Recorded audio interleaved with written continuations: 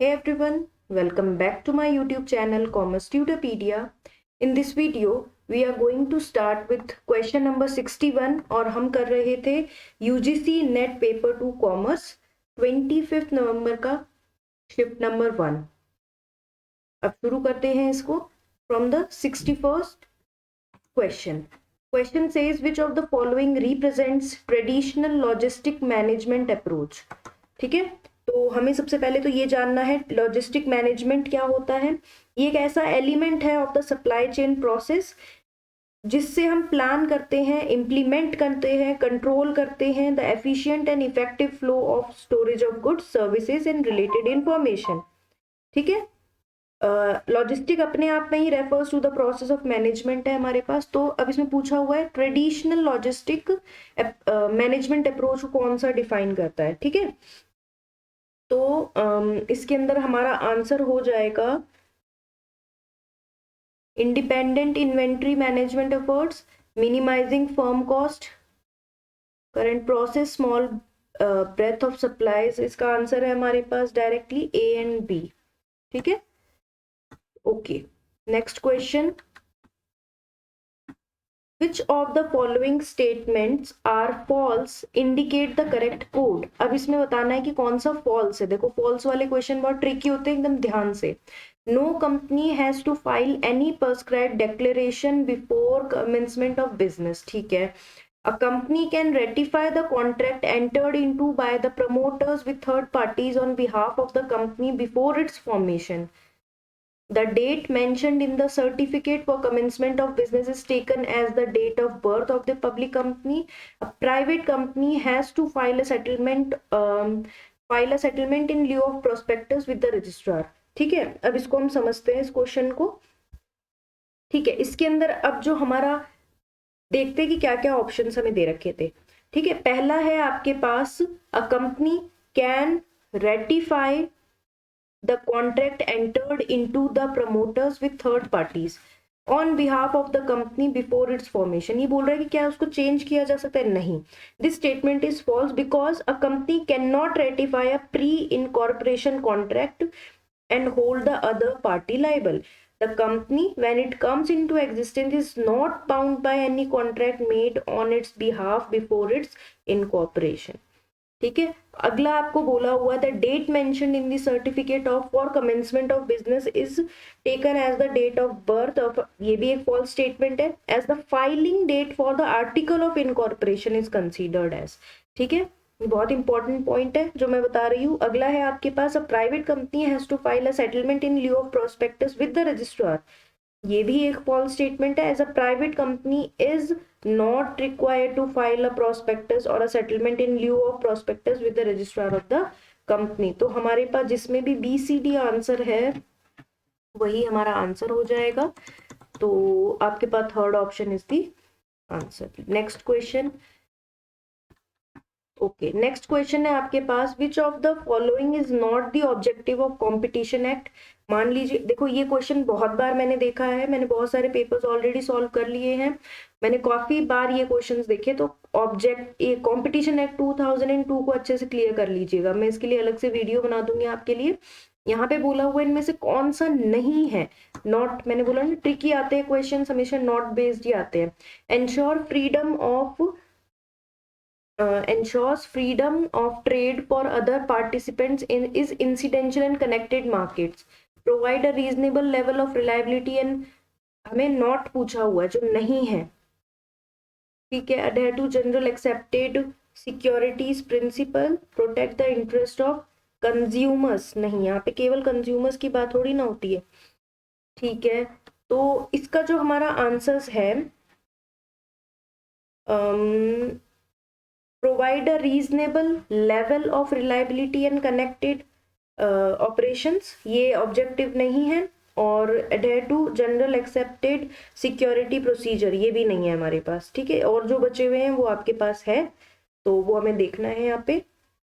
ठीक है, अच्छा, अगर हम कंपटीशन, इसका आंसर क्या हो गया? पहली बात तो ये आपके पास इसका आंसर हो चुका है हमारा BNC ओनली। अब मैं आपको एक दो चीजें बताना चाहती हूँ कंपटीशन एक्ट के बारे में कि the competitors act 2002 competition is the act of seller seeking to gain the protection of buyers in order to gain personal profit or market share. ये एक ऐसा एक्ट है जिसने रिप्लेस किया था monopolies and restrictive trade practices MRTP act 1969 को, ठीक है। और इसके ऑब्जेक्टिव क्या थे? To prepare a road map for the establishment of the competition commission, to prevent monopoly and promote competition in the market, to protect consumers interest, ensuring the freedom of the people participating in the business. तो ये इतने सारे इसके वो है, और मैं इसके लिए एकदम ब्रीफ में आपको एक वीडियो बना के दे दूंगी।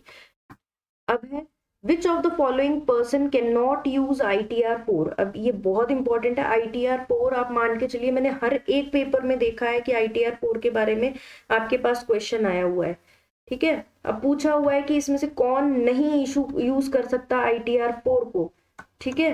अब ITR4 को कौन कौन यूज नहीं कर सकता, पहले मैं बता देती हूँ कि इनकम जो हमारे पास ITRs होते हैं, टैक्स रिटर्न्स होती है, वो 7 डिफरेंट टाइप्स की होती है और ITR4 is one of them, ठीक है।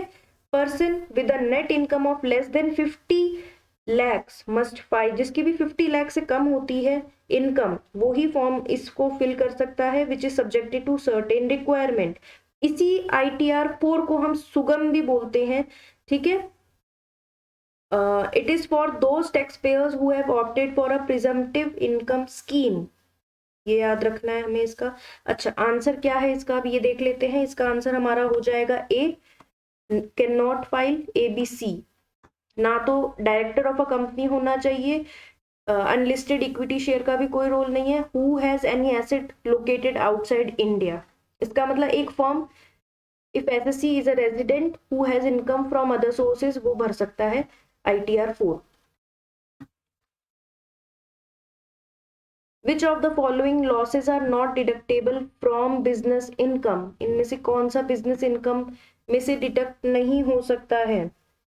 तो loss sustain before the business is commenced, बिल्कुल ये भी आंसर है हमारा। Losses incurred in the closing down of the business, बिल्कुल ये भी आंसर है हमारा। और loss incurred due to damage, destruction and capital assets, है ना, तो ये भी हमारे पास एक ऑप्शन है, तो ये भी हो जाएगा। Loss of raw material and finished goods in transit, हमें क्या पूछा है? नॉट डिडक्टेबल, जो नहीं है डिडक्टेबल ना, ये तो डिडक्टेबल है। Loss of stock in trade due to enemy action, बिल्कुल ये भी डिडक्टेबल। कौन कौन से डिडक्टेबल नहीं है? ABC वाले डिडक्टेबल नहीं है। नेक्स्ट क्वेश्चन पे आ जाते हैं। ओके, डेविड रिकार्डो, और देखो एडम, ये भी मैं बता रही हूँ कि ये आपको हर एक पेपर में मिलेगा। एडम स्मिथ की एब्सोल्यूट एडवांटेज थ्योरी है, ईयर भी आपको याद रखना है 1776। हेक्लर्स और ऑलिन की जो थ्योरी है, 2 factor advantage factor endowment theory है आपके पास, ये भी आपको याद रखना है। माइकल पॉटर की, ये तो मैंने वीडियो बनाई है, कंपैरेटिव एडवांटेज थ्योरी है आपके पास, ठीक है। तो इसका आंसर हम लोग देख लेते हैं कि इसका आंसर क्या होगा हमारे पास। सेकंड वाला ऑप्शन जो है हमारे पास आंसर हो जाएगा इसका, ए का थर्ड हो जाएगा। देखो इसमें कंपटीशन एडवांटेज है, कॉम्पिटेटिव एडवांटेज है, कंपैरेटिव एडवांटेज नहीं माइकल पॉटर का, ये बस क्लियर रखना। देखो इन्होंने इसी को कंफ्यूज करने के लिए क्वेश्चन बनाया हुआ है कि माइकल पॉटर का है कॉम्पिटेटिव एडवांटेज, जबकि डेविड रिकार्डो का क्या है? Comparative advantage. Very important question, इसके ईयर्स भी आपको याद करने होंगे। ऑल राइट, नेक्स्ट क्वेश्चन आपको बोला हुआ है इसके अंदर मैच द फॉलोइंग, ये बहुत सारे क्वेश्चंस आपको मिलेंगे मैच द फॉलोइंग के। लमसम पेमेंट्स और ये सब चीजें जो है देख लेते हैं अब इसके अंदर क्या क्या है आपके पास। पहला है lump sum payment method, the amount to be paid by the transferee company to transferor for amalgamation of, देखो ए का थर्ड ऑप्शन है किसी में, बिल्कुल ए और डी दोनों में है। B net asset method arriving at deducting liabilities, बिल्कुल बी का है आपके पास फोर्थ, तो ए थर्ड, बी का फोर्थ, आपके पास सेकंड ऑप्शन दिख रहा है, सेकंड ऑप्शन है। तो इसके साथ ही और देख लो आप एक बार। नेट पेमेंट मेथड क्या हो गया हमारे पास, इसका मतलब calculated by adding up the total amount of existing share, preference shares and cash received from the purchasing company for the shareholder of the vendors। और स्वैप रेशो मेथड है, on the basis of ratio in which the shares of the transferee company are to be exchange for the shares of the transferor company. All right, अब next question है हमारे पास। Okay देखो कल ही मैंने बताया था, अभी कल ही ये क्वेश्चन हमने किया है। पेनिट्रेशन प्राइसिंग क्या होता है? जब हमें इक्विलिब्रियम लेवल से नीचे आप कोई चार्ज कर रहे हो, राइट, तो आपके पास डी का तो सेकंड हो जाएगा, ठीक है, डी का सेकंड है। स्किमिंग, प्राइस स्किमिंग वो होता है जब आप हाई प्राइस सेट करते हो, ठीक है, तो इसीलिए बी का फर्स्ट हो जाएगा आपके पास। अब एक सेकंड रुको, इससे ही अगर हमें आंसर मिल जाए तो डी का तो है हमारा सेकंड, डी का है सेकंड और बी का है फर्स्ट, इससे पता लग रहा है कि आपका आंसर क्या है, थर्ड है। बाकी आप और सारे ऑप्शंस देख सकते हो। रैम से प्राइसिंग क्या होती है यही क्लियर कर लो आप लोग। Ramsey pricing is price deviations from marginal cost should be inversely proportional to price elasticity of the product, ठीक है, तो ये सारी चीजें आपको देखनी है। एक चीज याद रखनी है, रैम से प्राइसिंग क्या होती है, it is a pricing strategy that promotes economic welfare while ensuring that enterprises meets profit targets. तो ये हमें याद रखना है, जहां पे भी इकोनॉमिक अफेयर से रिलेटेड प्राइसिंग आए वहां रैम से प्राइसिंग आ जाएगी आपके पास। समझ में आ गया? आगे देख लेते हैं क्वेश्चन। नेक्स्ट है हमारे पास 69 क्वेश्चन। ये सारे रिस्क भी मैंने आप लोगों को बताए हुए हैं। मैंने किसी ना किसी क्वेश्चन में क्रेडिट रिस्क क्वेश्चन आपको एक्सप्लेन किया था, उसमें ये मैंने आपको सारा एक्सप्लेन किया है, ठीक है। तो आपके पास है market risk, variation in price sparked off due to real social political economic events, तो ए का थर्ड हो जाएगा। ए का थर्ड हमारे पास दो ऑप्शन में है तो और देखने पड़ेंगे हमें।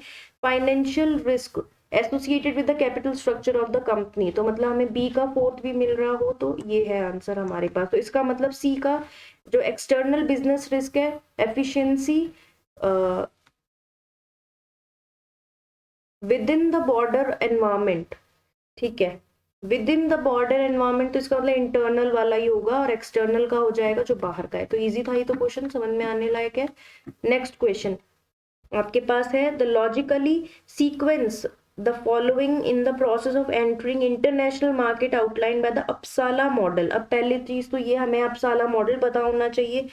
अपसाला मॉडल क्या है एक्चुअली, ये Swedish scholars Johnsons and Paul द्वारा दिया गया था, ठीक है। इंटरनेशनलाइजेशन मॉडल है as a result of their interest in the internationalization process. उन्होंने कंस्ट्रक्ट किया था model of the firms choice of market and types of entrance when moving abroad, ठीक है। अगर आपको आप एक डोमेस्टिक फॉर्म में हो और आपको कोई अब्रॉड में मूव करना है ट्रेड के लिए, तब आप ये मॉडल यूज करते हो। The Uppsala model is one of the best known models of how firm set about the internationalization process.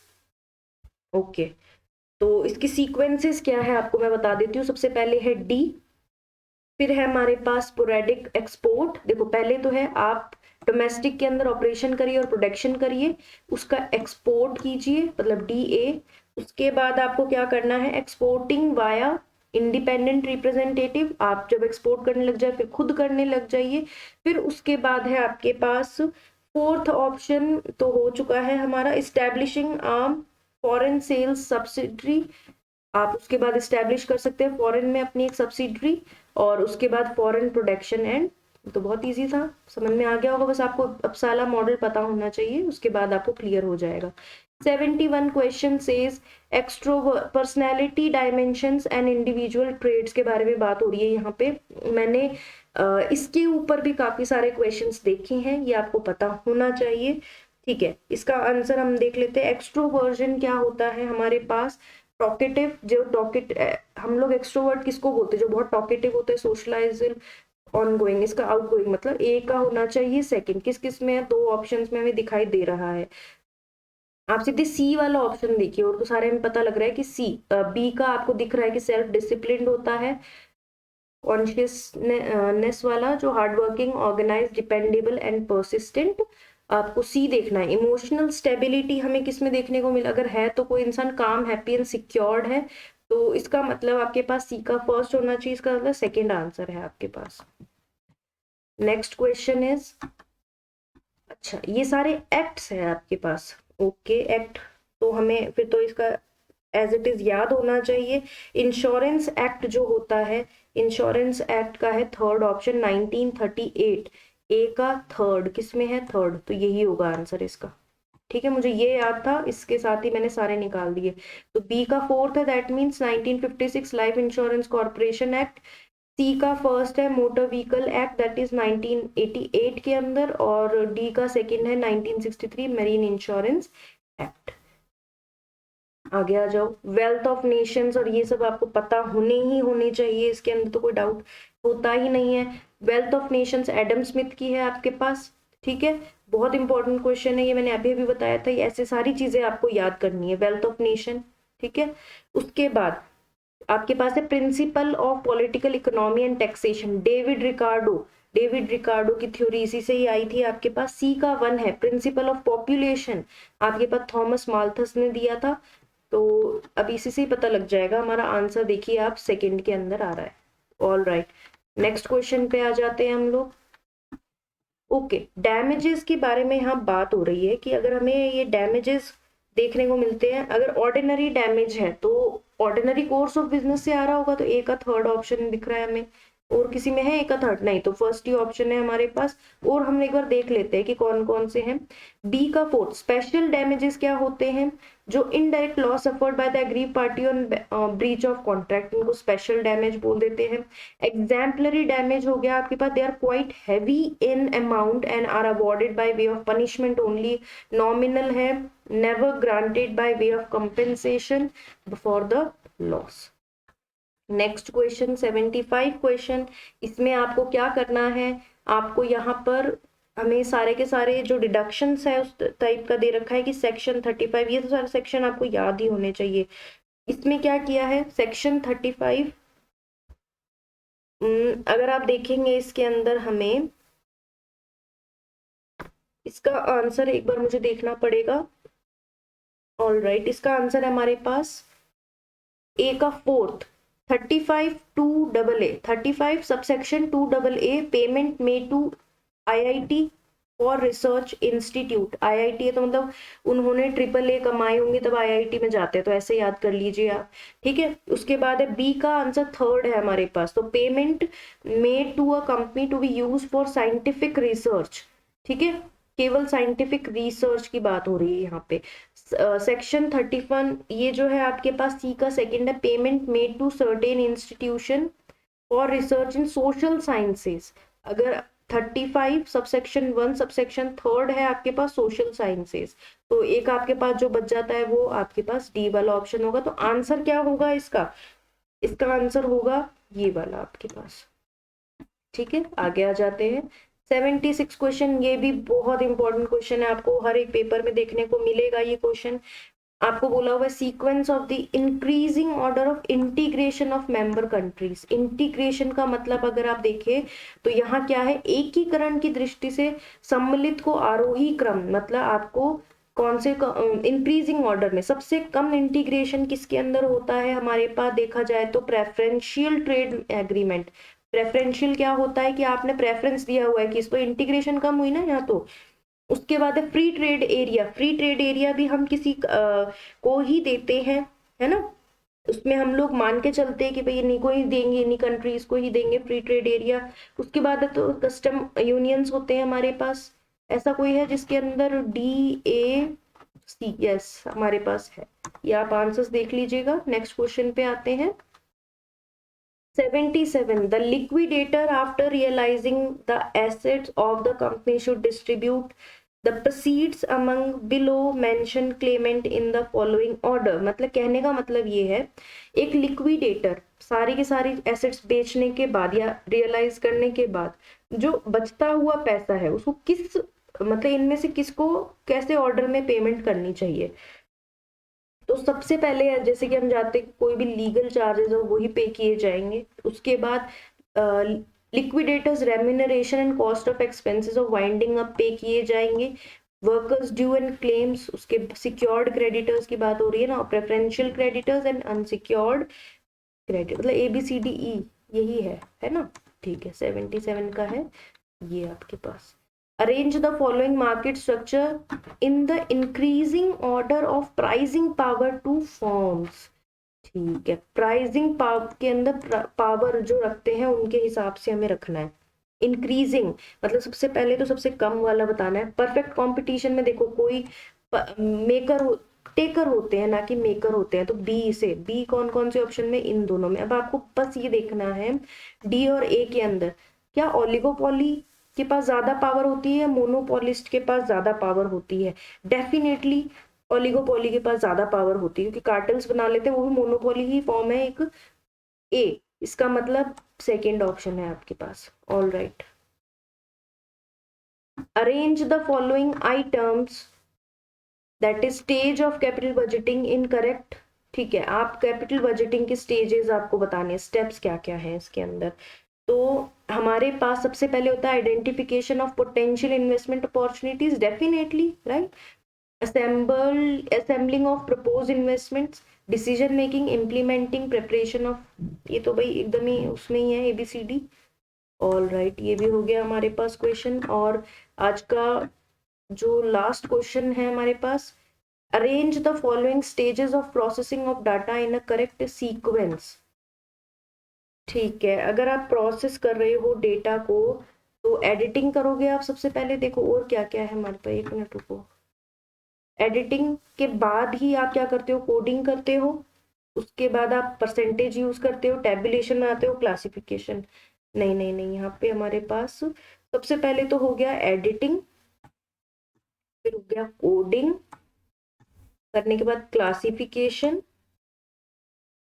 Tabulation and using percentage. तो आंसर विल बी ये वाला ऑप्शन। ठीक है, ऑल राइट। तो आज के लिए इतना ही गाइज, और जो आपके पास बचे हुए क्वेश्चंस हैं मैं नेक्स्ट वीडियो में लेके आऊंगी। Thank you.